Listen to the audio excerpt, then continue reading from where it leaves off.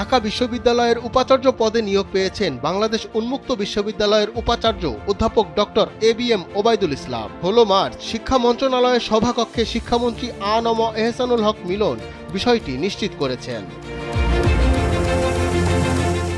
গত ২২ ফেব্রুয়ারি ঢাকা বিশ্ববিদ্যালয়ের উপাচার্য পদ থেকে অব্যাহতি চেয়ে রাষ্ট্রপতি বরাবর আবেদনপত্র জমা দেন নিয়াজ আহমেদ খান। ওই দিন ঢাবির জনসংযোগ দপ্তরের এক সংবাদ বিজ্ঞপ্তিতে বলা হয়, নিয়াজ আহমেদ খান শিক্ষামন্ত্রী আ.ন.ম এহসানুল হক মিলনের সঙ্গে সাক্ষাৎ করেন। নিয়াজ আহমেদ খান ঢাবির উপাচার্যের পদ থেকে অব্যাহতি চেয়ে তার মূল পদে ফেরার জন্য রাষ্ট্রপতি বরাবর আবেদনপত্র জমা দেন।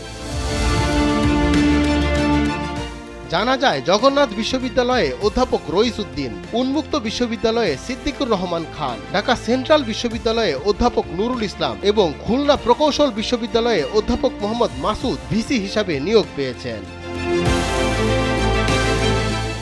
এদিকে চট্টগ্রাম বিশ্ববিদ্যালয়ে অধ্যাপক মোহাম্মদ আল ফোরকান ও রাজশাহী বিশ্ববিদ্যালয়ে উপাচার্য হিসেবে নিয়োগ পেয়েছেন অধ্যাপক ফরিদুল ইসলাম। এছাড়া ঢাকা বিশ্ববিদ্যালয়ের উপাচার্য অধ্যাপক ডক্টর মামুন আহমেদকে বাংলাদেশ বিশ্ববিদ্যালয় মঞ্জুরি কমিশন ইউজিসির নতুন চেয়ারম্যান নিয়োগ দেওয়া হয়েছে। ডেস্ক রিপোর্ট, সময়ের আলো।